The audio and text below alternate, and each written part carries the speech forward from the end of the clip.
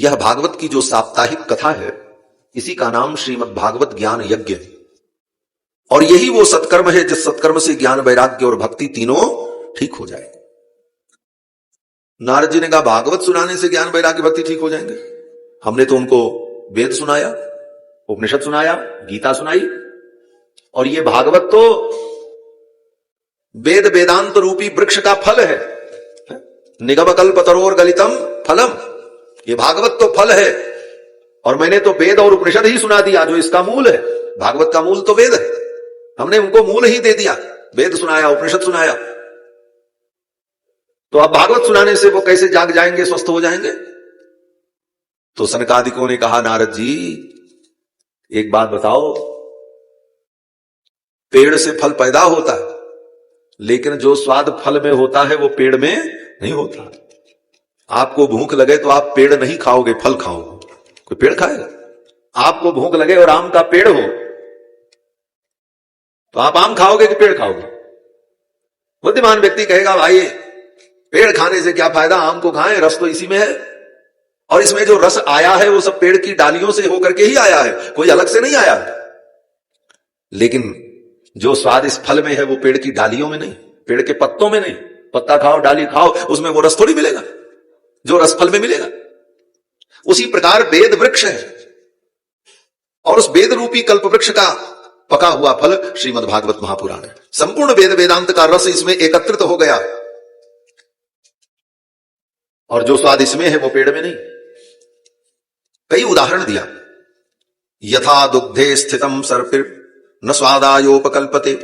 जैसे दूध के अंदर घी होता है, लेकिन दूध के अंदर जो घी है उस घी से आप पूड़ी नहीं बना सकते, उस घी से हलवा नहीं बना सकते, उस घी में आप कोई व्यंजन नहीं बना सकते। आपको पूड़ी छाननी है तो कड़ाही में दूध डाल दो 5 लीटर और कहो भाई दूध के अंदर तो घी है ही है, पूड़ी छान ले। बोले नहीं छनेगी। बोले तब? बोले उस दूध को दही बनाकर मथ कर उसके अंदर से घी निकाल कर तब उस घी से आप जो व्यंजन बनाना चाहो सो बन जाएगा। दूध के अंदर घी है लेकिन वह घी व्यंजन बनाने में समर्थ नहीं। उसी प्रकार वेद में, वेदांत में वो रस विद्यमान है, लेकिन उस रस से भक्ति का व्यंजन नहीं बन सकता। तब बोले उसका दही जमाओ। वेद व्यास जी ने संपूर्ण वेद को अपनी बुद्धि में जमाया और अपने तर्क और विवेक की मथानी से उसे मथा, और मथने के बाद उसमें से जो घी निकला, जो अमृत निकला, उसी अमृत को भागवत के रूप में प्रस्तुत कर दिया, श्रीमद् भागवतामृतम। अब इसके द्वारा आप भक्ति का जो व्यंजन बनाना चाहो बना लो। भक्ति के कितने व्यंजन बनते? बोले बहुत व्यंजन बनते। श्रवण भक्ति, स्मरण भक्ति, कीर्तन भक्ति, पूजा भक्ति, समर्पण भक्ति, अनेक प्रकार के भक्ति के जो स्वरूप है वो सब व्यंजन है, और उस व्यंजन का अनुभव करो श्रीमद् भागवत महापुराण के माध्यम से। यही वर्णन किया है शास्त्र में कि जब व्यक्ति मरता है तो पहला वाला शरीर उसका छूट रहा है, उसके पहले दूसरा शरीर तैयार हो जाता है उसके, इसलिए उसकी भी कोई चिंता नहीं, फिर मिल जाएगा सब। आत्मा के स्वरूप को हम समझ लें, संसार का भय हमारे हृदय से दूर हो जाए, यही भागवत का फल है। सूत जी महाराज कहते हैं श्रीमद् भागवतम शास्त्रम कलौ कीरेण भाषितम। इस श्रीमद् भागवत शास्त्र को कलयुग के प्रारंभ में कीरेण भाषितम, कीर माने तोता, तोते को कीर कहते हैं। और सुखदेव जी महाराज भी शुक हैं, इसलिए यहां कीरेण का मतलब सुखदेव। कीरेण भाषितम, कलयुग के प्रारंभ में सुखदेव जी ने इस कथा को सुनाई है, वो मैं तुम्हें सुनाऊंगा। और ये कथा सुनने से क्या होगा? सूत जी कहते हैं ये तुम्हारे मन को शुद्ध कर देगा। एतस्माद् अपरम किंचिन मन शुद्धे न विद्यते। मन की शुद्धि के लिए भगवान की कथा के अतिरिक्त दूसरा कोई साधन नहीं। तन की शुद्धि के लिए बहुत साधन है। गंगा में स्नान कर लो, त्रिवेणी में स्नान करो, पवित्र तीर्थों में स्नान करो, लेकिन मन कैसे पवित्र हो? मन की शुद्धि कैसे? मन को किस गंगा में स्नान कराए? और मन अशुद्ध कैसे होता है? तन तो अशुद्ध होता है, तन में कोई गंदी वस्तु लग जाए, अपवित्र वस्तु छू जाए तो तन अपवित्र है। लेकिन मन, बोले मन में काम, क्रोध, ईर्ष्या, दंभ, पाखंड, दुर्विचार, कुत्सित विचार, ये जो हमारे मन में विद्यमान है यही मन का दोष है। ये मन हमारा कैसे शुद्ध हो? मन की शुद्धि का क्या उपाय? क्योंकि जब तक मन शुद्ध नहीं होगा तब तक कितना तन शुद्ध करते रहो, बहुत लाभ नहीं मिलेगा। एक व्यक्ति था, बर्तन में दूध लेकर के आया, दूध फट गया। तो उसने पूछा किसी से, भाई दूध फटा क्यों? बोले तुम्हारा बर्तन गंदा था। तो उसने क्या किया, बोले दूध को फेंक दिया और बर्तन को मांजना शुरू किया, लेकिन ऊपर से मांजता रहा, ऊपर से मांज करके उसको खूब चमकाया, फिर दूध लेकर के आया, फिर दूध फट गया। बोले आप? बोले अभी भी गंदगी। बोले फिर ऊपर से मांजा। तब किसी बुद्धिमान व्यक्ति ने कहा, भाई बर्तन तो तुमने बहुत साफ किया, लेकिन ऊपर से चमकाया, इसके भीतर गंदगी, भीतर की गंदगी दूर होगी तो ये दूध का फटना बंद हो जाएगा। ये भीतर की गंदगी जो मन में विद्यमान है ये कैसे निकले? ऊपर से साफ करना भी जरूरी है, लेकिन उतना जरूरी नहीं है जितना जरूरी भीतर की सफाई। दूध का बर्तन ऊपर से गंदा रहे, भीतर से साफ रहे तो दूध का नुकसान नहीं होगा, दूध नहीं फटेगा। हां, ऊपर से भी साफ रहे तो अच्छी बात है, लेकिन ऊपर से कितना भी साफ हो लेकिन भीतर गंदगी है तो दूध फट जाएगा। उसी प्रकार ऊपर से हम कितने साफ सुथरे और सुंदर दिखने लग जाएं, लेकिन हमारा मन अगर पवित्र नहीं हुआ तो इन सब का कोई फल नहीं, क्योंकि मन ही बंधन और मुक्ति दोनों का कारण है। वेद भगवान कहते हैं कि मन एव मनुष्याणाम कारणम बंध मोक्षयोः। ये मन ही मनुष्य के बंधन और मुक्ति दोनों का कारण है। मन से ही बंधन है, मन से ही मुक्ति है। बोले कैसा मन बंधन का कारण है, कैसा मन मुक्ति का कारण है? तो वेद भगवान कहते हैं कि बंधाय विषयासक्तम मुक्त्यै निर्विषयम मनः। विषयों में आसक्त जो हमारा मन है यही बंधन का कारण है, और जो विषयों से मुक्त मन है वही मन मुक्ति का कारण। बोले इस मन को शुद्ध कैसे करें? तो बड़ा सरल उपाय बता रहे। मन को शुद्ध करने के और बहुत सारे उपाय हैं, लेकिन वो सब बड़े कठिन है। सबसे सरल उपाय क्या है मन को शुद्ध करने का? तो सूत जी कहते हैं भगवान की कथा सुनो। अगर प्रेम से भगवान की कथा सुनते रहो तो मैं गारंटी लेता हूं आपका मन शुद्ध हो जाए, सारे विकार निकल जाए। और बड़े ही विश्वास के साथ सूत जी कह रहे एतस्मात् अपरम किंचन मन शुद्धे न विद्यते। भगवान की कथा के अतिरिक्त मन को शुद्ध करने वाला दूसरा कोई साधन नहीं। बार बार भगवान की कथा सुनते रहो, मन निर्मल हो जाएगा।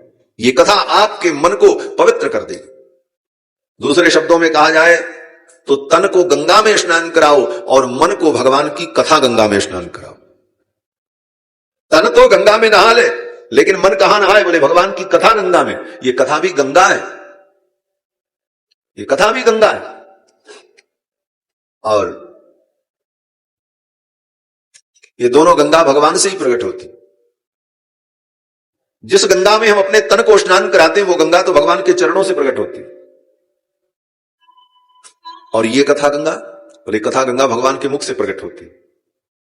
इस कथा गंगा को प्रकट करने वाले भी भगवान ही हैं। सर्वप्रथम इस कथा को भगवान ने ही ब्रह्मा को सुनाया, प्रकट वहीं से हुई। सर्वप्रथम भागवत की कथा को भगवान ने ब्रह्मा को सुनाया, ब्रह्मा जी ने अपने पुत्र नारद को सुनाया, नारद जी ने आकर के व्यास जी को सुनाया, तब व्यास जी ने इसको थोड़ा बढ़ा दिया, इसको 18,000 श्लोकों में इसका विस्तार कर दिया। नारद जी ने तो केवल 4 श्लोकों में सुनाया, 4 श्लोकों में सुनाया नारद जी ने, और व्यास जी ने इसको 18,000 श्लोकों में विस्तृत किया। और फिर व्यास जी ने सुखदेव जी को सुनाया, सुखदेव जी ने सूत जी को सुनाया। तो सर्वप्रथम ये गंगा कथा गंगा कहां से चली? बोले भगवान के मुख से चली। तो ये कथा गंगा भी भगवान से ही प्रकट होती है। जैसे गंगा जी जब प्रकट होती है तो वहां बहुत छोटी सी धारा होती है। गंगोत्री में देखो, वहां गंगा जी की बड़ी छोटी सी धारा है, थोड़ा थोड़ा जल निकलता, लेकिन आगे जाते जाते जाते जाते समुद्र तक पहुंचते पहुंचते गंगा का कितना विशाल रूप हो जाता। ले रास्ते में जितनी पवित्र नदियां पड़ती हैं सब नदियां आकर के गंगा में संगम करती। जमुना भी मिल गई, सरस्वती भी मिल गई, सरयू भी मिल गई, और भी जो सुंदर पवित्र स्रोत थे वो मिलते चले गए, गंगा का रूप विशाल हो गया। उसी प्रकार भगवान की ये कथा गंगा भगवान के मुख से जब प्रकट होती है तो सूत्र रूप में 4 श्लोकों में, लेकिन फिर वेद व्यास जी महाराज जब इसे ग्रहण करके आगे बढ़ाते हैं तो इसमें और धाराएं मिलती चली जाती हैं। वेद की धारा, उपनिषद की धारा, पुराणों की धारा, अनेकानेक सिद्धांत और ग्रंथों के रहस्य सब इसी में सम्मिलित होते होते इसका रूप इतना विशाल हो जाता है। ये कथा गंगा। और ये कथा गंगा जाएगी कहां? बोले वो गंगा तो सागर में जाती, और ये कथा गंगा, बोले ये कथा गंगा चल करके बह करके तुम्हें आनंद सागर में पहुंचाएगी। आनंद सिंधु परमात्मा में जाकर के इस कथा गंगा का समागम होता है। ये कथा गंगा आनंद सिंधु में पहुंचाती। इसीलिए राम कथा के विषय में भी कहते हैं कि वाल्मीकि गिरि संभूता राम सागर गामिनी। वाल्मीकि गिरि संभूता राम सागर गामिनी, जैसे गंगा पर्वत से प्रकट होती है, उसी प्रकार राम कथा कहां से प्रकट होती है? बोले वाल्मीकि नाम के पर्वत से। वाल्मीकि महर्षि ही मानो वो पर्वत है, और उस पर्वत से चलकर ये कथा गंगा कहां जाएगी? बोले राम सागर गामिनी, राम रूपी महासागर में जाकर के समेत। उसी प्रकार ये कृष्ण कथा भागवत की गंगा भगवान के द्वारा ही प्रकट होती है और अंत में भगवान में ही जाकर के समाहित हो। सूत जी कहते हैं, हे शौनकादि मुनियों, ये भगवान की कथा गंगा हमारे मन को पवित्र कर देती है। अब ये कैसे मिले? तो कहते हैं, जन्मांतरे भवेत पुण्यम तदा भागवतम लभेत। जन्मांतर में अगर आपने पुण्य किया है, किसी जन्म के आपके अच्छे कर्म हैं, तभी ये कथा सुनने को मिलेगी। जन्मांतरे भवेत पुण्यम तदा भागवतम लभेत। और उसमें भी बद्रीनाथ धाम में बैठकर, बद्री विशाल की गोद में बैठकर कथा सुनने का सौभाग्य मिले, इसका मतलब है पिछले जन्म में आपने बहुत बड़ा पुण्य किया है, उस पुण्य का फल ये। जन्मांतरे भवेत पुण्यम तदा भागवतम लभेत, तभी ये भागवत मिले। नहीं तो दुनिया में तो बहुत से लोग हैं, किसको भागवत मिल रहे? सवेरे से उठ करके शाम तक सोने तक लोग दुनिया के प्रपंच में ही पड़े। आप पुण्यात्मा हैं कि दुनिया के प्रपंच को छोड़कर, जिस प्रपंच को पाने के लिए लोग परेशान हैं, वो सब आप छोड़ करके यहां आकर भगवान कृष्ण की कथा सुन रहे हैं। ये आपके जन्मांतर के पुण्य का फल है, भगवान की कृपा है। अन्यथा दुनिया तो अपने में मस्त है। दुनिया के लोग क्या कर रहे हैं? आप इतने से सोच लो, कोई आदमी इस समय बैठा होगा, किसी को ठगने की योजना बना रहा होगा, कोई किसी को लूटने की योजना बना रहा होगा, कोई दारू पी रहा होगा, कोई मांस खा रहा होगा, कोई कुकर्म कर रहा होगा, कोई बड़े बड़े भयानक कर्म करने की योजनाएं बना रहा होगा। लेकिन आप पुण्य आत्मा हैं कि आप ऐसे पवित्र धाम में बैठकर गोविंद की कथा सुन रहे, यही लाभ है। लोग कहते महाराज इसमें क्या मिलता है?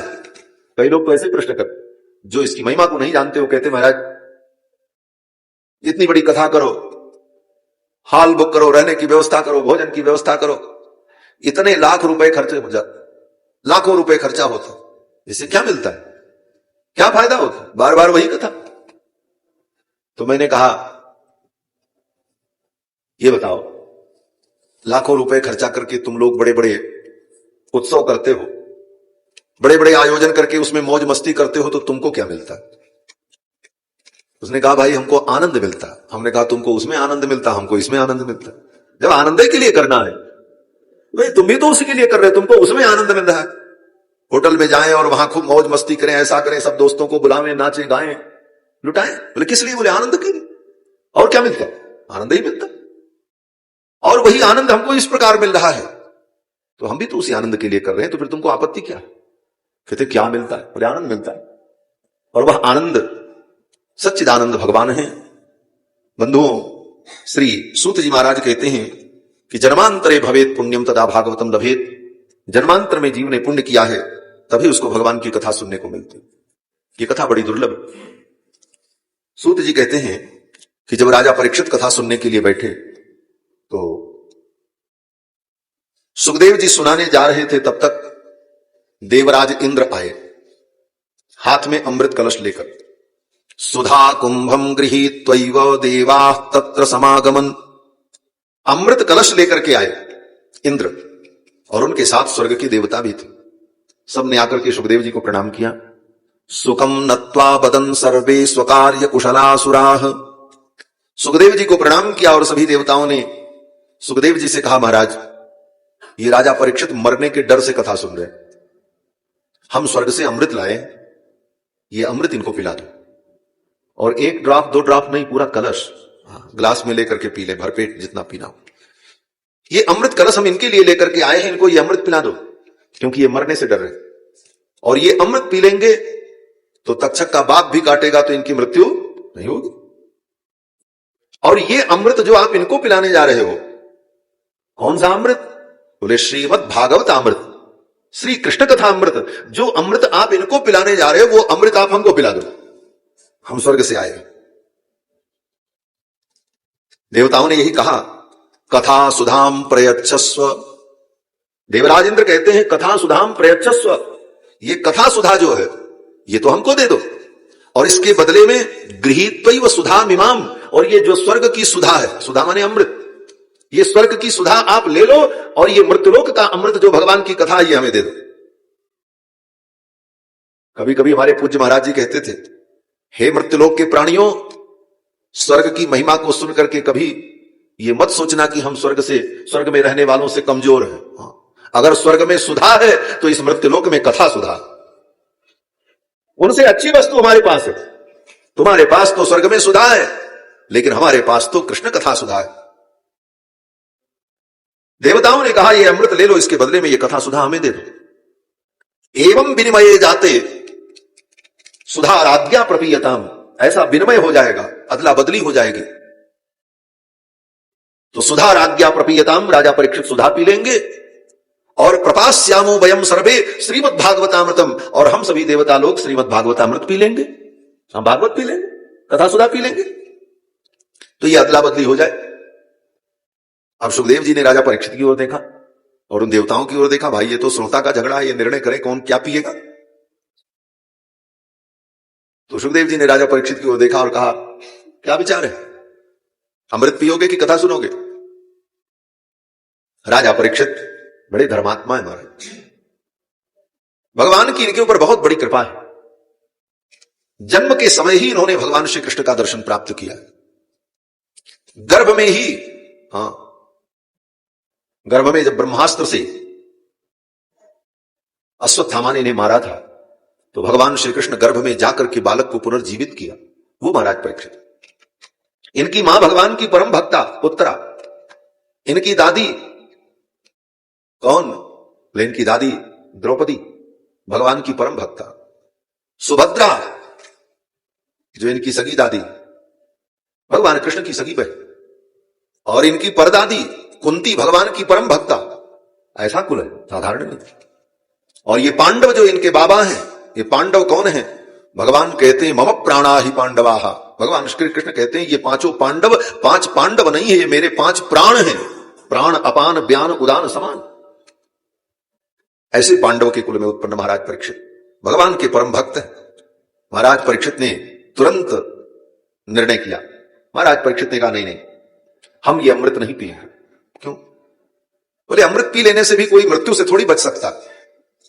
वो स्वर्ग का अमृत भी अगर मृत्युलोक में मिल भी जाए किसी को, तो ऐसा नहीं है कि अमृत पी लेने के बाद आप कभी नहीं मरेंगे, मरना फिर भी पड़ेगा, क्योंकि ये मृत्युलोक है, यहां मरना पड़ेगा। अद्यवा अब्द शतांते वा मृत्यु वही प्राणी नाम ध्रुवा, आज चाहे आज के 100 वर्ष बाद मृत्यु तो निश्चित। और अमृत पी लेने पर, बोले अमृत पी लेने पर केवल इतना होगा कि कुछ दिन आपकी आयु बढ़ जाएगी, लेकिन यह नहीं है कि आप कभी नहीं मरेंगे, मरना तो पड़ेगा। और उसका उदाहरण रावण की नाभि में भी तो अमृत था, लेकिन मरना पड़ा कि नहीं मरना पड़ा? नाभि वो क्या है? नाभि कुंड पीयूष बस जाके, जिसके नाभि कुंड में पीयूष अमृत है, लेकिन उसको भी मरना पड़ा। तो मृत्युलोक में तो अमृत पीने के बाद भी मरना पड़ेगा। तो जब मरना तय है तो फिर मरने का तरीका ढूंढ लें, और मरने के पहले क्या करना है ये ढूंढ लें, मृत्यु को सुधार लें। यही मानव जीवन का परम लाभ है। राजा परीक्षित ने कहा हम अमृत नहीं पिएंगे, हम तो कथामृत का पान करें। स्वर्ग के अमृत को त्याग दिया। सुखदेव जी ने उन देवताओं को लौटा दिया। अभक्तास्ताश्च विज्ञाय न ददौ स कथामृतम, उनको अभक्त समझकर सुखदेव जी ने कथा नहीं सुनाई, देवताओं को विदा कर दिया। देवता लोग उल्टे पांव लौट गए, और सुखदेव जी ने राजा परीक्षित को कथा सुनाई। परीक्षित ने स्वर्ग के अमृत को त्याग दिया। ये केवल कथा नहीं है, चिंतन करो इसका। इस कथा का अधिकारी कौन है? इस कथा का अधिकारी कौन है? कहते परीक्षित को देखो, सामने मृत्यु खड़ी है, और मृत्यु से बचने का उपाय स्वर्ग का अमृत उपस्थित है। तत्काल मृत्यु से बचने का उपाय तो अमृत ही। एक तरफ मृत्यु से बचने का उपाय अमृत उपस्थित है, लेकिन महाराज परीक्षित ने स्वर्ग के अमृत का वर्णन नहीं किया, स्वर्ग के अमृत को त्याग दिया और भगवान के कथामृत का वर्णन किया। वो कथा का अधिकारी। जो भगवान की कथा के लिए स्वर्ग के अमृत को भी त्याग देने की क्षमता रखता हो, वो इस कथा का अधिकारी। साधारण सी बात, ये त्याग कोई कर पाएगा? आज का आदमी होगा तो कहेगा महाराज कथा बाद में सुनेंगे, पहले अमृत पी ले। पहले अमृत पी ले, फिर तो कथा सुनते ही रहेंगे। लेकिन राजा परीक्षित ने कहा अभी अमृत हम पी लें और बाद में कथा सुनते रहें, यह भी बात ठीक है। तर्क करना, तर्क की दृष्टि से मैं कह रहा हूं, यह भी एक पक्ष हो सकता था कि भाई अमृत पीने के बाद राजा परीक्षित मरने से बच जाते, 10-20 साल 100 साल जो 400 साल उनकी आयु बढ़ जाती, फिर तो 10-20-50 भागवत कथा सुन लेते, क्या आपत्ति थी? दोनों काम हो जाता। लेकिन फिर भी राजा परीक्षित ने अमृत का वर्णन नहीं किया, कथा का वर्णन किया। क्यों? बोले राजा परीक्षित ने सोचा अगर मैं अमृत को प्राथमिकता दूंगा तो कथा मेरे लिए गौड़ हो जाएगी और सारी दुनिया में यही प्रसिद्धि होगी कि कथा के सामने, अमृत के सामने राजा परीक्षित ने कथा को, वो स्वर्ग के अमृत के सामने कथा को भी छोड़ दी और इससे कथा की महत्ता घट जाएगी, कथा का अपमान हो जाएगा। भाई आपने कथा को छोड़ दिया, अमृत का वर्णन कर लिया आपने स्वार्थ के लिए, तो ये तो कथा का अपमान ही हो। राजा परीक्षित ने सोचा मुझे कथा का अपमान नहीं करना, मृत्यु तो संसार में मिलेगी, आज नहीं कल मृत्यु आएगी, इसलिए मृत्यु का कोई भय नहीं, मैं तो भगवान की कथा सुनूंगा और स्वर्ग के अमृत को त्याग दी। जो स्वर्ग के अमृत को भी त्याग देने की क्षमता रखता हो वो भगवान की कथा का अधिकारी।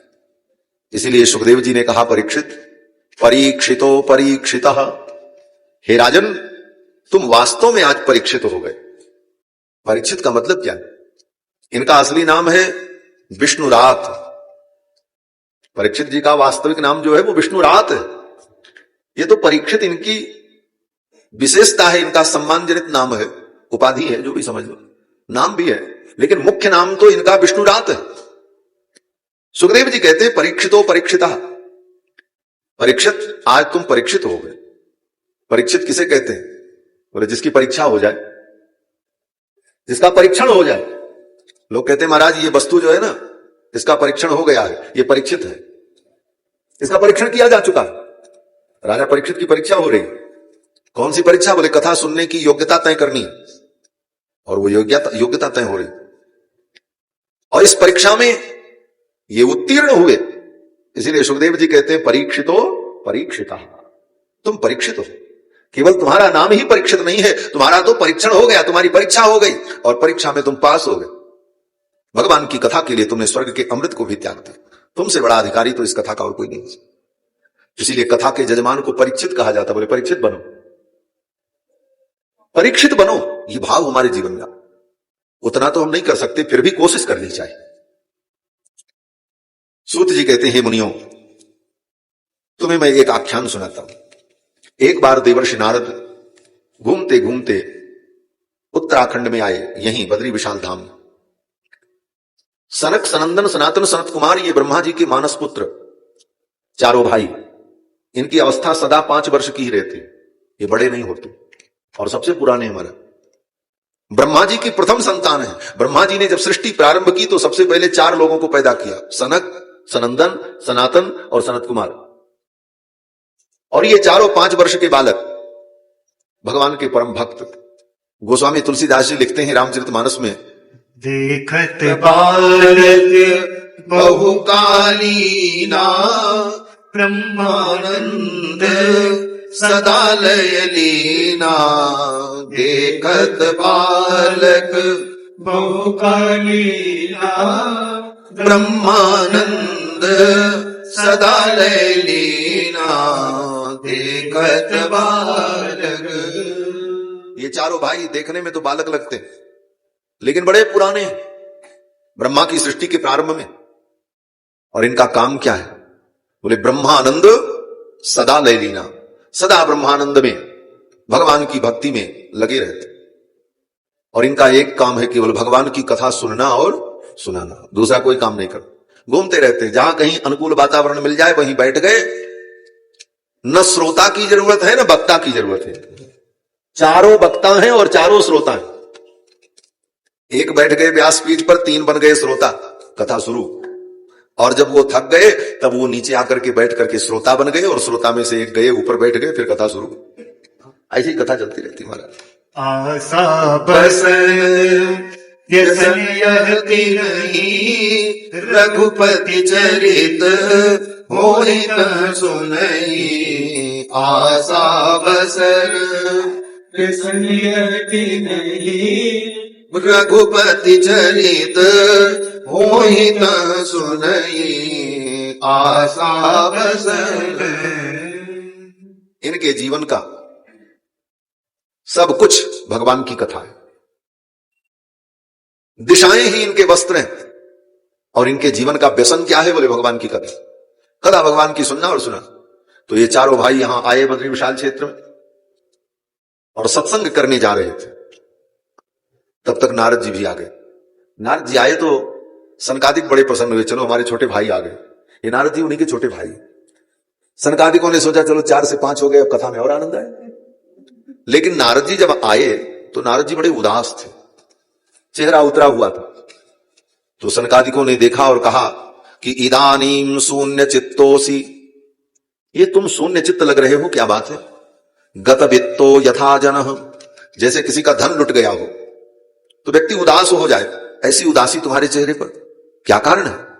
तवेदम मुक्त संगस्य नोचितम वद कारणम, तुम्हारे जैसे महात्मा के लिए ये उचित नहीं। ये बड़ी अच्छी बात कह रहे हैं सनकादिक, महात्माओं को इस बात पर ध्यान देना चाहिए। तवेदम मुक्त संगस्य, संसार के लोगों के चेहरे पर चिंता और उदासी दिखाई पड़े तो चलाऊं है भाई, उनकी बहुत जिम्मेदारी है, बहुत सारे काम होंगे, कोई परेशानी। और जो महात्मा बन गया उसके जीवन में तो कोई चिंता नहीं होनी चाहिए। इसीलिए सनकादिक कहते हैं तवेदम मुक्त संगस्य, तुम्हारे जैसे मुक्त संग प्राणी के लिए नोचितम, ये उचित नहीं है। और अगर चिंता है तुम्हें तो वद कारणम, उसका कारण बताओ। तब नारद जी ने कहा, हे मुनिवर, मैं किसी साधारण बात से, संसार की किसी वस्तु के लिए या किसी कारण से मैं चिंतित नहीं हूं। मेरी चिंता का कारण कुछ और है। देखो, संत महात्माओं के जीवन में भी चिंता आती है, लेकिन उनके जीवन की चिंता जो है किसी अन्य कारण से होती, और वो कारण लोकहित होता है। संसार का कल्याण कैसे हो, इसकी चिंता होती। संसार के प्राणी जो माया में डूब रहे हैं उनको भगवान की ओर कैसे ले जाया जाए, इसकी चिंता हो। ये अपने धर्म कर्म से विमुख हो रहे हैं, इनको धर्म कर्म में कैसे लगाया जाए, इसकी चिंता हो। हमारी संस्कृति, हमारा संस्कार कैसे बचे, इसकी चिंता होती महात्मा। उनकी अपनी व्यक्तिगत चिंता नहीं होती। और यही नारद जी की स्थिति थी। नारद जी कहते हैं, मुनिवर, मैंने सोचा ये पृथ्वी बड़ी उत्तम है और इस पृथ्वी पर अनेक तीर्थ हैं, उन तीर्थों में मैं जाकर के भ्रमण करूं। और मैं आया और आकर के मैंने तीर्थों में भ्रमण किया। ये जो तीर्थ होते हैं ना, तीर्थ में भी वही मट्टी, पानी, जमीन, सब कुछ वही होता है, लेकिन उसमें तीर्थों में और साधारण भूमि में अंतर होता है। जैसे हमारे शरीर में नख से लेकर सिख पर्यंत, नीचे के पैर के नख के अग्रभाग से लेकर के बाल की ऊपर की नोक तक, इतना जो शरीर है तो पूरा शरीर और सब अपना शरीर। लेकिन इस शरीर में भी हर अंगों का अलग अलग महत्व है। जो महत्व आपके मस्तक का है वो आपके चरण का नहीं, जो महत्व आपके मुख का है वो आपके मलमूत्र की इंद्रिय का नहीं, जबकि सब शरीर में है। उसी प्रकार इस पृथ्वी पर, भूमि तो सब एक है, संपूर्ण पृथ्वी एक है, लेकिन उन पृथ्वी में भी, उस पृथ्वी में भी अयोध्या, वृंदावन, चित्रकूट, बद्री विशाल, ये वो पवित्र स्थान है जिसका विशेष महत्व है। जैसे हमारे शरीर में भिन्न भिन्न अंगों का भिन्न भिन्न महत्व होता है, सब एक समान नहीं होते, शरीर में सारे अंग एक समान नहीं है। उसी प्रकार पृथ्वी पर सभी भूभाग एक जैसा है, लेकिन अलग अलग भूखंडों का अपना अपना महत्व है। इसीलिए तीर्थों की एक विशेष महिमा होती है। नारद जी ने कहा कि मैंने विचार किया कि तीर्थों में भ्रमण करो। तीर्थों में आए, पुष्करम च प्रयागम च काशीम गोदावरीम तथा। पुष्कर, प्रयाग, काशी, गोदावरी, इन समस्त तीर्थों में नारद जी ने भ्रमण किया, लेकिन नारद जी को कहीं शांति नहीं मिली। नारद जी स्वयं कहते हैं कि मैं जहां भी गया सब जगह कलयुग का प्रभाव व्याप्त हो चुका था। सत्यम नास्ति, कहीं पर सत्य नहीं दिखाई। सत्यम नास्ति तपस्सौचम दया दानम न विद्यते। जहां कहीं भी मैं गया मुझे कहीं सत्य नहीं दिखाई पड़ा, तपस्या नहीं दिखाई पड़ी, पवित्रता नहीं दिखाई पड़ी। कलयुग ने सब जगह अपना प्रभाव फैला दिया। तीर्थों की भी स्थिति बिगड़ गई। तीर्थ बड़े पवित्र होते हैं, लेकिन आज तीर्थों की स्थिति भी बिगड़ चुकी। तीर्थों में भी आकर के भोगी प्राणी, पापी प्राणी बस गए, तीर्थ को भी दूषित कर दिया। और अनधिकारी लोग, जो तीर्थ जाने के अधिकारी नहीं हैं, वे लोग भी तीर्थों में जाने लगे। और फिर उसका परिणाम क्या हुआ? बोले तीर्थ में कैसे जाना चाहिए, तीर्थ में कैसे रहना चाहिए, इसका ज्ञान न होने के कारण उनके मनमाने आचरण के द्वारा तीर्थ भी दूषित हो गए। तीर्थ में भी बड़े बड़े होटल बन गए, सब प्रकार की सुविधाएं दे दी गई, और सुविधा भोगी लोग आकर के तीर्थों में भी केवल सुविधा का भोग करने लगे। उसका परिणाम बोले तीर्थ सारस्ततो गतः, तीर्थ का सार नष्ट हो गया।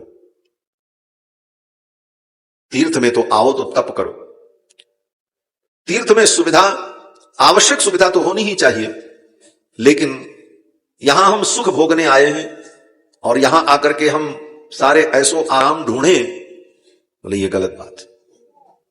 तीर्थों को विकास के नाम पर जो लोग विनाश की ओर ले जा रहे हैं, वो भी बहुत बड़ा अपराध कर रहे हैं। तीर्थों के विकास में भी विचार करना चाहिए कि तीर्थों का विकास किस प्रकार का, इतना हाईटेक न हो कि तीर्थ का स्वरूप ही नष्ट हो जाए। तीर्थ में जो तपस्या है, जो साधना है, जो उसका त्याग का स्वरूप है, वो स्वरूप बना रहे। इस दृष्टि से तीर्थों का विकास होना चाहिए और तीर्थ का संरक्षण होना चाहिए। आज की सरकारें जो कर रही, अच्छा कर रही, मैं उनका विरोध नहीं करता, लेकिन इतना जरूर कहूंगा कि सरकार की दृष्टि जो तीर्थ के विकास की होती है, वह दृष्टि दूसरी है। उनकी दृष्टि यह है कि यहां अधिक से अधिक लोग आएंगे, अधिक से अधिक पर्यटक आएंगे, हमारा लाभ बढ़ेगा, हमको यह लाभ होगा। उन्हें भौतिक लाभ दिखाई पड़ता है, जबकि तीर्थ में आने का आध्यात्मिक लाभ क्या है, इस पर विचार करना चाहिए। भौतिक लाभ किसको कितना मिलेगा यह महत्वपूर्ण नहीं, यहां आकर लोगों को आध्यात्मिक लाभ कितना मिले, इस विषय पर विचार करके तीर्थों का विकास करना चाहिए। नारद जी महाराज आज से 1000-5000 वर्ष पहले की घटना बता रहे हैं। नारद जी कहते तीर्थों में भी आकर के लोग, ऐसे लोग बस गए जिनका आचरण शुद्ध नहीं, विचार शुद्ध नहीं, आहार शुद्ध नहीं, तो तीर्थ भी दूषित हो गए और तीर्थों का महत्व भी घट गया। तीर्थों की जितनी महिमा कही गई शास्त्र में, उस तीर्थ में जाओ, उसका ये फल, इसका ये फल, आज जाते हैं लेकिन उतना फल दिखाई नहीं पड़ता। क्यों नहीं दिखाई पड़ता? बोले तीर्थ का सार भी घट गया, लोगों के कारण, दूषित वातावरण के कारण। नारद जी कहते सब जगह मैंने भ्रमण किया, कहीं मुझे शांति नहीं मिली।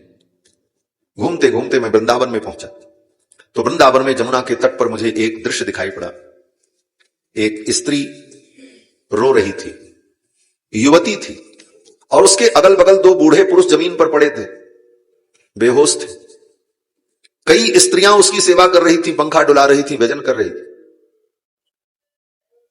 मैंने सोचा कोई होगी, दुनिया है, इतने लोग आते जाते रहते तीर्थ में, कोई रानी महारानी होगी, आई होगी तीर्थ घूमने के लिए। नारद जी कहते हैं मैं तो जा रहा था, तब तक उस स्त्री ने मुझे देखा और उस स्त्री ने कहा कि भो भो साधो क्षणम तिष्ठ, हे साधु रुक जाओ, मत चिंतामपि नाशय, मेरी भी चिंता का नाश करो, मैं बड़ी दुखी हूं। मैंने सुना है साधु तो दूसरे के दुख को दूर करते हैं, आप मेरा दुख दूर करो। नारद जी रुक गए और नारद जी ने पूछा देवी आप कौन हो? कासित तुम, आप कौन हो?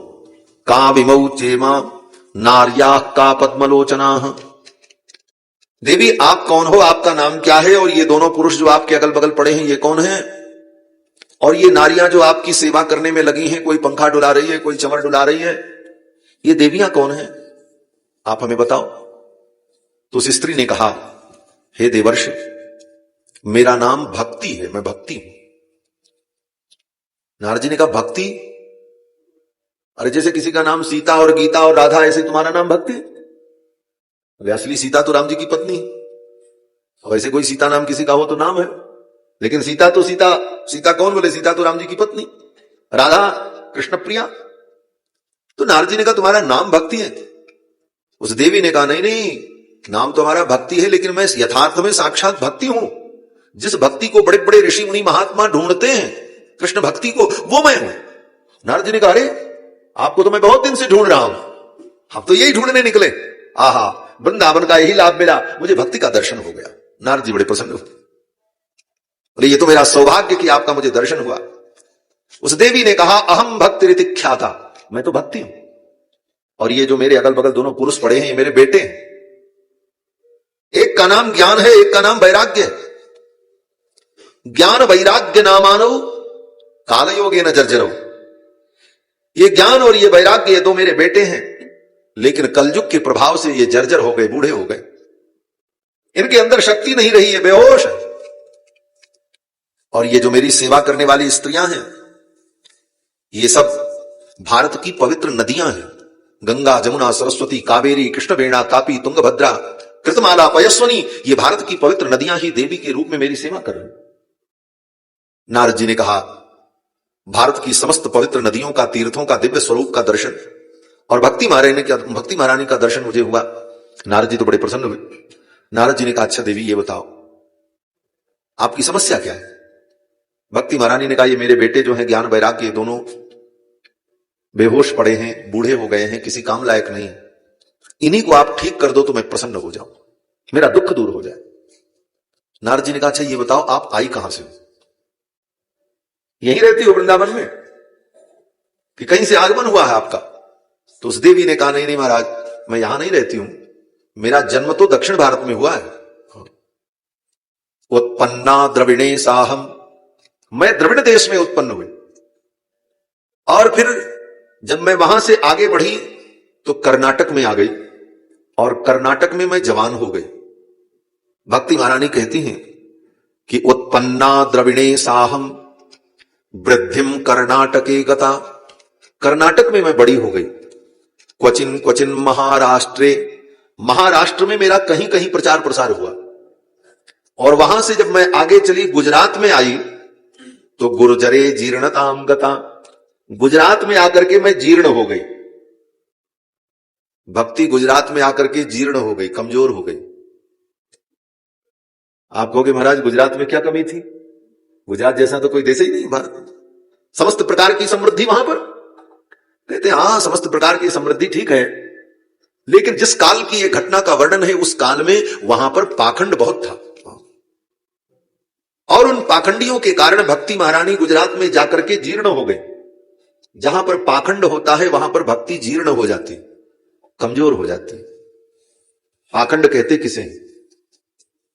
बोले जब धर्म का आचरण केवल धर्मात्मा कहलाने के लिए और दुनिया को दिखाने के लिए होता है तो वही धर्म पाखंड हो जाता है। बहुत सूक्ष्म शब्दों में मैं कह रहा हूं, बहुत व्याख्या में जाने की आवश्यकता नहीं है।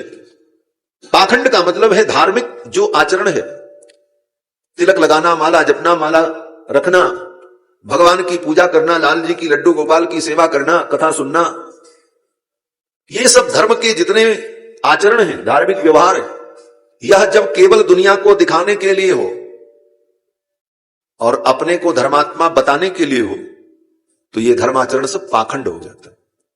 अर्थात सच्चे हृदय से न किया जाए, केवल दिखाने के लिए हो तो यह पाखंड है। और ऐसा पाखंड होने पर भक्ति जीर्ण हो जाती है। क्यों? बोले उसका सारा दिमाग, सारी बुद्धि तो पाखंड में ही लगी रहती, दुनिया क्या कर रही, दुनिया कैसे देख, भक्ति करने का उसको मौका कहां मिलता है? भक्ति तो भाव है हृदय करना, उसको तो पाखंड में ही सारा समय चला जाएगा। इसलिए भक्तमालकार श्री नाभादास जी लिखते हैं कि जगत विदित नरसी भगत जहि गुज्जर धर पावन करी, महास्मारत लोग भक्ति लवलेश न जाने, माला मुद्रा देख तासु की निंदा था। गुजरात में उस समय पाखंड की इतनी अधिकता थी कि भक्ति महारानी जब आई तो जीर्ण हो गए, और कलयुग के प्रभाव से उनके पुत्र ज्ञान वैराग्य तो पहले ही जीर्ण हो गए थे। इसका मतलब बोले कलयुग में ज्ञान और वैराग्य दोनों कमजोर हो जाते। ज्ञान तो सबको है, किसको ज्ञान नहीं, लेकिन ज्ञान कमजोर है। ज्ञान क्या है? बोले ज्ञान केवल इतना है कि भगवान ही सत्य हैं और ये संसार, बोले संसार तो नाशवान है, सब छूट जाए। ज्ञान केवल इतना है और इतना सब जानते हैं, इतना बताने की किसी को जरूरत नहीं, हम आप सब जान रहे हैं। लेकिन ये ज्ञान कितनी देर दृढ़ रहता है, अगले क्षण भूल जाता है, फिर वही संसार प्रपंच आता है। तो ज्ञान और वैराग्य ये दोनों होते हुए भी कमजोर है और किसी काम लायक नहीं। ज्ञान आपको भी है, वैराग्य आपके अंदर भी, कभी कभी वो वैराग्य जगता भी है, हाँ, कभी कभी उठता है, थोड़ा अंगड़ाई लेता है, लेकिन फिर सो जाता है। जब कोई मर जाता है तो व्यक्ति कहता है भैया संसार तो यही है, एक दिन सब छोड़ के जाना है, उस समय वैराग्य जग जाता है। उसको कहते हैं शमशान वैराग्य। शमशान घाट जाने पर मुर्दों को जलते देख करके वैराग्य होता रही, यही अंतिम गति, संसार अपना नहीं। लेकिन वो वैराग्य थोड़ी देर बाद गायब हो जाता है। ज्ञान वैराग्य होते हुए भी कमजोर पड़े, भक्ति विचारी पाखंड के कारण जीर्ण हो चुकी। यही स्थिति हमारी आपकी। भक्ति जो हो भी रही है वो पाखंड के कारण कमजोर है, ज्ञान वैराग्य शिथिल पड़े हैं, कल्याण कहां से हो? ज्ञान वैराग्य भक्ति तीनों कल्याण के साधन तीनों बिगड़े हुए, और इसी को ठीक करना, इसी को ठीक करने के लिए भागवत कथा समझने के लिए। भक्ति महारानी कहती हैं,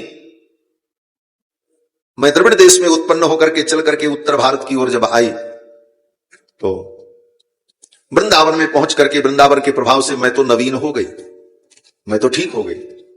वृंदावनम पुनः प्राप्य नवीनेव स्वरूपिणी, वृंदावन के प्रभाव से मैं तो नवीन हो गई, मैं तो ठीक हो गई।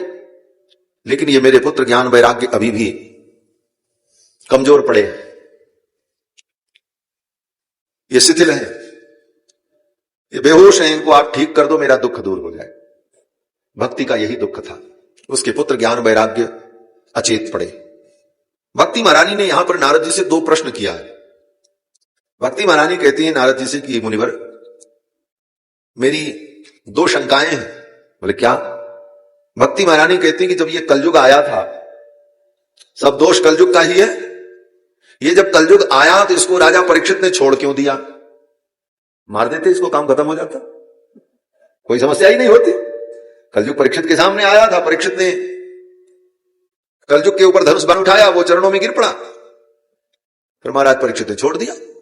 तो भक्ति महारानी कहती हैं कि कथम परीक्षिता राज्ञा स्थापितो यशुचिक कली, राजा परीक्षित ने इस अपवित्र कलयुग को स्थापित क्यों किया? इसे मार देते और कलयुग न रहता, कोई समस्या ही नहीं होती, सब बढ़िया रहता। एक प्रश्न। और दूसरा प्रश्न भक्ति महारानी कहती है, मुनिवर, परीक्षित जी ने तो कलयुग को मानो छोड़ दिया, कोई बात नहीं, लेकिन भगवान तो सर्वज्ञ हैं, वो तो सब कुछ जानते हैं। तो सब कुछ जानते हुए करुणा पारेण हरिणाप्यधर्म कथमीक्षते, अगर ये कहो कि कलयुग के कारण ये सब पाप अनाचार हो रहा है, तो फिर भगवान तो करुणा वरुणालय है, और वो सर्वज्ञ हैं, वो सब कुछ जानते हैं, और वो सर्व समर्थ हैं, जो चाहे कर भी सकते हैं, परम स्वतंत्र न सिर पर कोई। फिर भगवान इस अधर्म को सहन कैसे करते? कलयुग में इतना अधर्म हो रहा है, इसको भगवान कैसे सहन करते? क्यों देख रहे हैं? भगवान चाहे तो 1 मिनट में सब ठीक हो जाए, तो इतना सब कुछ होते हुए भगवान ये सब ठीक करते क्यों नहीं? और ये दो प्रश्न बड़ा अद्भुत है।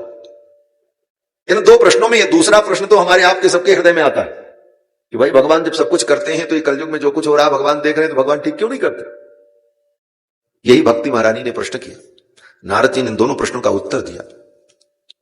नारद जी ने कहा, देखो, जिस दिन भगवान श्री कृष्ण ने अपनी लीला को पूर्ण किया, उसी दिन कलयुग आ गया।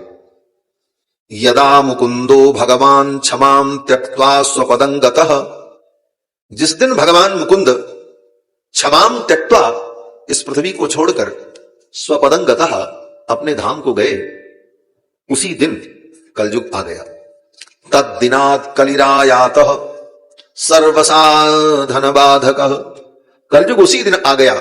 और कलयुग का काम क्या है? बोले ये सारे साधनों को बिगाड़ देता है। ये प्रत्यक्ष आकर के आपको परेशान नहीं करेगा, कलयुग आपके जितने साधन हैं उनको बिगाड़ता है। जिन साधनों से आपका कल्याण होगा, आपको भगवत प्राप्ति होगी, माया से मुक्त होंगे, उन सारे साधनों को बिगाड़ता है। सर्व साधन बाधक, कलयुग ने सारे साधनों को बाध दिया, बिगाड़ दिया। नारद जी कहते हैं कि इस कलयुग को देखकर भगवान और राजा परीक्षित इसे मारने तो जा रहे थे, लेकिन परीक्षित जी ने छोड़ दिया, कुछ सोच करके छोड़ा। क्या सोच करके छोड़ा? बोले परीक्षित ने विचार किया, कलयुग में दोष तो बहुत है, लेकिन इसमें गुण भी है, जो गुण सतयुग में नहीं, जो त्रेता में नहीं, जो द्वापर में नहीं है, वो गुण कलयुग में। दोष तो बहुत है, क्या गुण है? राजा परीक्षित ने विचार किया, यत् फलम नास्ति तपसा न योगे न समाधिना, कलयुग में तपस्या करके जो फल प्राप्त नहीं किया जा सकता, कलयुग में योग के द्वारा जिस फल को प्राप्त नहीं किया जा सकता, तत्फलम लभते सम्यक कलौ केशव कीर्तनात्। कलयुग में वो फल केवल भगवान का कीर्तन करने से, केशव का कीर्तन करने से मिलता है। ये कलयुग की विषय। इस युग में हजारों वर्ष तपस्या करके जो फल मिलेगा, हजारों वर्ष की तो आयु ही नहीं होगी, तपस्या क्या करोगे। तो इस युग में तप करके जो फल मिले, योग में समाधि लगा करके जो फल मिले, उससे भी उत्तम फल इस कलयुग में केवल भगवान के नाम संकीर्तन से मिल जाता। कलौ नास्तेव नास्तेव नास्तेव गतिरन्यथा। कलयुग में दूसरी कोई गति भी नहीं, और इस युग में भगवान के नाम संकीर्तन से जीव को सब कुछ प्राप्त हो जाता। तत्फलम समवाप्नोति कलौ केशव कीर्तना। इस विशेषता के कारण राजा परीक्षित ने कलयुग को छोड़ दिया। यह विशेषता कलयुग में ही है और किसी में नहीं। कभी कभी दोष ज्यादा हो, लेकिन एक कोई बढ़िया गुण हो, तो उस गुण के कारण उस दोष से युक्त वस्तु को भी संरक्षण दिया जाता है। जैसे मधुमक्खी। मधुमक्खी क्या है? बोले मक्खी है, कोई वो देवता तो है नहीं, है तो मक्खी है, और उससे कोई बहुत बड़ा दूसरा कोई लाभ नहीं। अगर काट ले बोले तो पीड़ा भी बड़ी भयंकर होती है, बड़ी दुखदायी भी है। लेकिन ये सब होते हुए भी उसके अंदर एक विशेषता है, जो विशेषता किसी में नहीं। क्या विशेषता? बोले वो फूल पर बैठ करके फूल के मधुर रस को निकाल करके एकत्रित करती है। दुनिया में कोई ऐसी मशीन नहीं बनी है जो मशीन फूल के ऊपर जाए और जाकर के फूल से उस रस को निकाल ले और फूल थोड़ा भी बिगड़ने न पावे और उस रस को बटोर करके आपको 2-4-10 लीटर दे दे। ऐसी कोई मशीन आज तक बनी नहीं। भगवान ने ऐसी बनाई मधुमक्खी कि वो मधुमक्खी काट ले तो बड़ी पीड़ा होती, लेकिन मधु संग्रह करने की उसकी जो वृत्ति है, वो वृत्ति किसी अन्य जीव में नहीं पाई जाती। इसलिए उस मधुमक्खी का भी पालन किया जाता। लोग मधुमक्खी को पालते हैं, क्यों? बोले उसके अंदर वो विशेषता है। कभी कभी वो पालने वाले को काट भी ले, लेकिन फिर भी उसकी विशेषता के कारण उसकी रक्षा करती। उसी प्रकार राजा परीक्षित ने विचार किया कि कलयुग में दोष तो बहुत है, लेकिन इसकी एक विशेषता है कि इस कलयुग में भगवान का नाम संकीर्तन करके, भगवान की कथा सुन करके, भगवान का गुणगान करके जीव को परम गति की प्राप्ति हो जाए। इस विशेषता के कारण महाराज परीक्षित ने कलयुग को छोड़ दिया। यही बात गोस्वामी तुलसीदास जी कहते हैं। कलयुग का एक बड़ा लाभ है। क्या लाभ है? बोले कलिकर एक पुनीत प्रतापा, मानस पुण्य हो ही नहीं पापा। ये कलयुग की एक और बहुत बड़ी विशेषता है। आप कहोगे महाराज महात्मा लोग कलयुग की बड़ी निंदा कर रहे हैं, आप तो बड़ी प्रशंसा करने में लगे हो। लेकिन देखो, जिसके राज्य में रहो उसका भी गुण गाना चाहिए। रहते तो कलयुग में ही है। सतयुग की बड़ी महिमा वर्णन करो, त्रेता की बड़ी महिमा वर्णन करो, द्वापर की महिमा का वर्णन करो, तो कलयुग नाराज हो जाएगा, कहेगा रहते हमारे राज्य में है और हमारी कोई चर्चा ही नहीं, तब तो और परेशान करेगा कलयुग। इसलिए जिसके राज्य में रहो कभी कभी उसकी भी बड़ाई करनी चाहिए। बहुत अच्छी है, ठीक है, आपकी विशेषता है। तो कलयुग की भी बड़ी विशेषता है। एक कलयुग की बड़ी अद्भुत विशेषता, क्या विशेषता? बोले कलिकर एक पुनीत प्रतापा, मानस पुण्य हो ही नहीं पापा। कलयुग में अगर कोई मन से पुण्य करे तो उसको पुण्य होगा, लेकिन मन से अगर उसने पाप किया तो पाप नहीं लगेगा। ये बड़ी विशेषता, बड़ी अच्छी व्यवस्था है, बहुत बढ़िया लाभ है। अन्य युगों में ऐसा नहीं। सतयुग में आप मन में सोच लो कि मैं इसकी खोपड़ी फोड़ दूं, तो भले आप न फोड़े, लेकिन फोड़ने का पाप तो लग जाएगा। सोच लिया तो पाप लग जाएगा सतयुग में। त्रेता में भी यही स्थिति, द्वापर में भी यही स्थिति, लेकिन आप करोगे नहीं तब तक वो पाप आपको नहीं लगेगा। और पुण्य, बोले सतयुग में, त्रेता में, द्वापर में आप कितना भी पुण्य कर्म की बात सोचो, लेकिन जब तक करोगे नहीं तब तक पुण्य नहीं मिलेगा। और कलयुग में, बोले कलयुग में आप करो तो अच्छी बात है, और नहीं कर सकते तो मन से अगर पुण्य की सोच रखते हो, मन से अच्छे काम करने की योजना बनाते हो, तो आपको पुण्य प्राप्त हो जाएगा। ये कलयुग के विषय। कलिकर एक पुनीत प्रतापा, मानस पुण्य हो ही नहीं पापा। यहां पर एक बात और कहेंगे कि कलयुग में मन से पाप सोचने पर व्यक्ति को पाप नहीं लगता है, ये बात तो है, लेकिन इस बात को सुनकर के आप निश्चिंत मत हो जाना कि अब तो महाराज जी ने कही दिया आपको मन में सोचे। बोले मन में बार बार सोचते रहोगे तो पाप तो नहीं लगेगा, लेकिन बार बार सोचने का परिणाम यह हो सकता है कि एक दिन कहीं वो पाप तुम कर न डालो, और जब कर दोगे तब तो पाप लग ही जाए। क्योंकि कोई भी काम करने के पहले विचार तो मन में ही आता। इसलिए बार बार पाप का चिंतन नहीं करना चाहिए। बार बार पाप का चिंतन करोगे तो आज नहीं कल वो आपकी क्रिया में घटित हो जाएगा, और क्रिया में घटित हो गया तब तो पाप लग ही जाएगा। इसलिए विचार भी सदा पवित्र ही रखना चाहिए। कलयुग की इतनी व्यवस्था है, कलि कर एक पुनीत कलि कर एक पुनीत प्रतापा, कलि कर एक पुनीत प्रतापा, मानस पुण्य होई नहीं पापा, मानस पुण्य होई नहीं पापा, कलि कर एक पुनीत प्रतापा, कलि कर एक पुनीत प्रतापा। कलयुग का एक ये पुनीत प्रताप है, पवित्र महिमा है। और इसकी महिमा क्या है? गोस्वामी तुलसीदास जी कहते हैं कि कलयुग समयुग आन नहीं, जो नर कर विश्वास। कलयुग के समान तो कोई युग ही नहीं है, सबसे बढ़िया युग है। कलयुग समयुग आन नहीं, जो नर कर विश्वास। गाई राम गुण गण विमल, भवतर बिनहि प्रयास। इस युग में भगवान का गुण गा करके, भगवान की लीलाओं का वर्णन करके, भगवान का नाम संकीर्तन करके बिना प्रयास के ही जीव संसार सागर से पार हो जाता है। ये कलयुग की विशेषता है। कलयुग समयुग आन नहीं, जो नर कर विश्वास। गाई राम गुण गण विमल, भवतर बिनहि प्रयास। इस कारण से कलयुग को महाराज परीक्षित ने छोड़ दिया। भाई इसकी भी विशेषता है, इसको भी रहने दो।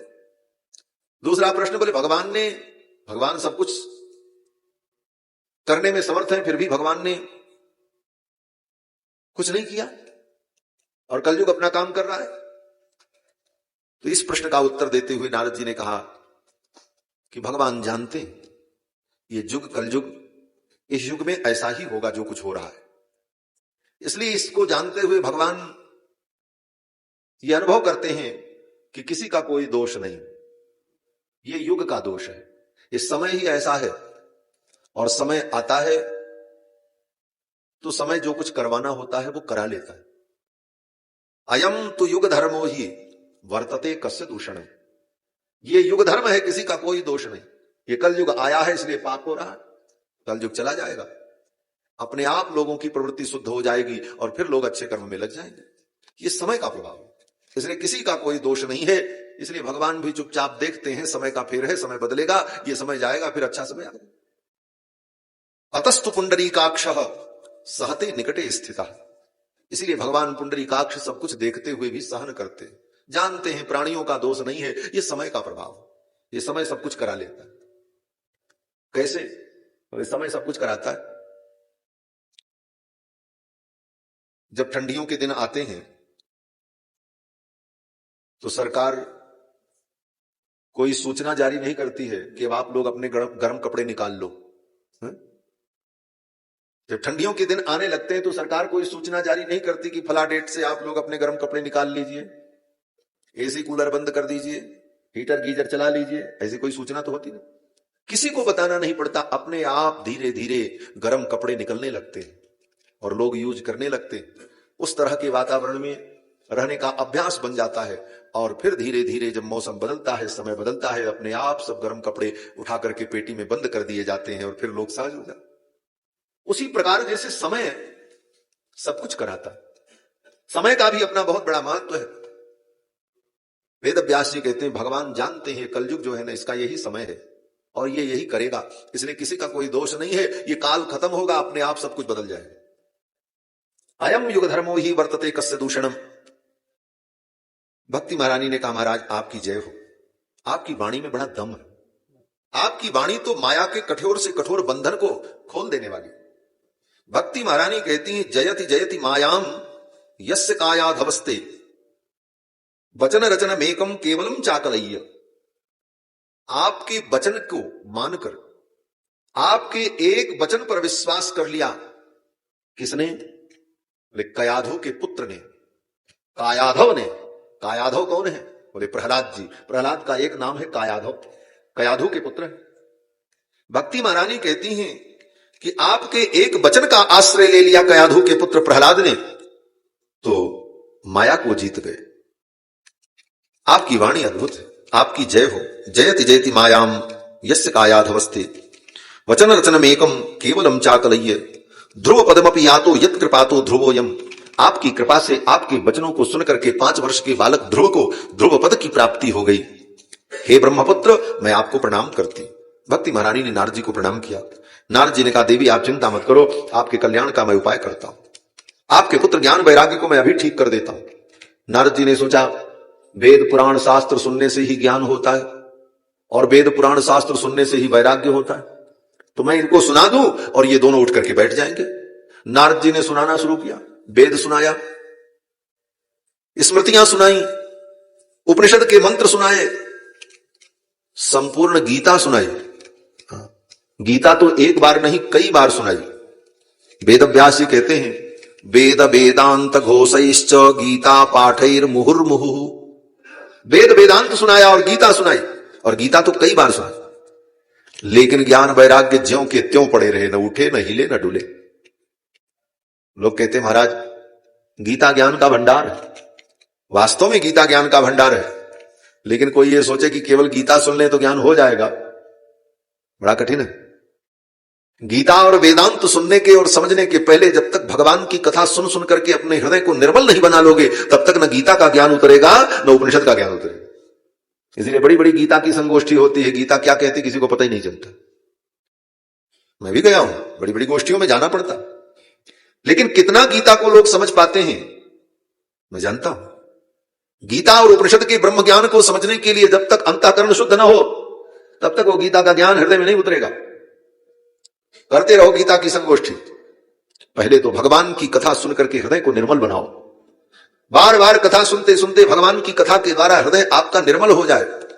रघुबर भगति बारी छालित चित, बिन प्रयास ही सूझे तुलसीदास कह चित विलास जग बूझत बूझत बूझ। उस चित विलास तत्व को जानने के लिए अंतःकरण की शुद्धि अपेक्षित है, और उसके लिए भगवान की कथा। ज्ञान वैराग्य ज्यों के त्यों बने रहे। नारद जी ने सब कुछ सुनाया। अंत में नारद जी महाराज ने तो ज्ञान वैराग्य के कान के पास जा करके, कान के पास अपना मुख लगा करके, मुखम संयोज्य कर्णांते शब्दमुच्चैः समुच्चरन्, ज्ञान वैराग्य के कान के पास अपना मुख ले जाकर के जोर जोर से नारद जी चिल्लाने लगे, ज्ञानम प्रबुध्यताम शीघ्रम रे वैराग्य प्रबुध्यताम। हे ज्ञान उठ जाओ, हे वैराग्य उठ जाओ। न ज्ञान उठा न वैराग्य उठा, दोनों पड़े गए। ज्ञान प्रबुद्धताम शीघ्रम रे वैराग्य प्रबुद्धताम, न ज्ञान उठा न वैराग्य उठा। इसका मतलब कहते देखो, कितना भी वेदांत सुन लो, कितना भी उपनिषद सुन लो, कितना भी गीता का ज्ञान सुन लो, और नारद जैसे गुरु तुम्हारे कान में आकर के तुम्हें उपदेश कर दें, इसके बाद भी ज्ञान वैराग्य तुम्हारा जग जाएगा, इसकी कोई गारंटी नहीं है। क्या नहीं सुनाया? वेदांत सुनाया, उपनिषद सुनाया, गीता सुनाई, कान में जाकर के मुख लगा करके जगाया। गुरुजी भी तो यही करते हैं, कान में ही मुख लगा करके मंत्र सुनाते हैं जब मंत्र देते। लेकिन इसके बाद भी आपका ज्ञान वैराग्य जग जाएगा, इसकी कोई गारंटी नहीं।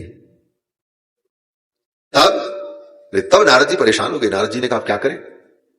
उसी समय आकाशवाणी हुई। आकाशवाणी ने कहा, हे नारद, तुम्हारा प्रयास सफल होगा, लेकिन तुम्हें सत्कर्म करना होगा।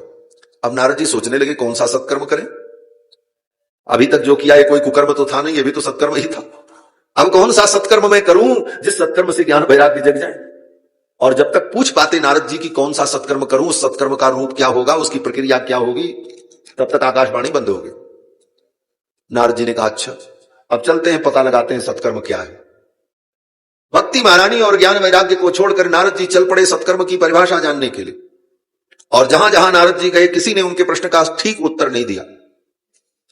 जब ठीक उत्तर नहीं मिला, तब नारद जी ने कहा आप चलते हैं उत्तराखंड, उत्तराखंड में ही इसका उत्तर मिलेगा। और आगे बद्रीनाथ धाम में। ऐसे आध्यात्मिक प्रश्नों का उत्तर तो उत्तराखंड में ही मिलता है। सारी दुनिया के आध्यात्मिक प्रश्नों का उत्तर वेद व्यास जी ने उत्तराखंड में बैठ करके ही दिया। 17 पुराण, 18 पुराण और महाभारत जैसे ग्रंथ की रचना की। नारद जी आए और जब पहुंचे तो सनकादिकों से भेंट हुई। नारद जी ने कहा यही मेरी चिंता का कारण है। ज्ञान वैराग्य भक्ति कैसे स्वस्थ हो? मैंने उपाय किया लेकिन मेरे उपाय सफल नहीं हुए, और आकाशवाणी ने कहा सत्कर्म करो। सत्कर्म की परिभाषा जानने के लिए ही मैं आया हूं। अब आप कृपा करके बताओ कौन सा सत्कर्म है जिस सत्कर्म के करने पर ज्ञान वैराग्य भक्ति तीनों ठीक हो जाए? सनकादिकों ने कहा अच्छा। सनकादिकों ने कहा सत्कर्म सूचको नूनम ज्ञान यज्ञ स्मृतो बुधैहि। सबसे बड़ा सत्कर्म ज्ञान यज्ञ है। नारद जी ने कहा यह ज्ञान यज्ञ कैसे होता है? सनकादिकों ने कहा कि ये ज्ञान यज्ञ श्रीमद्भागवतालाप शतुगीत शुकादिभि। सुखदेव जी ने जो भागवत कथा सुनाई है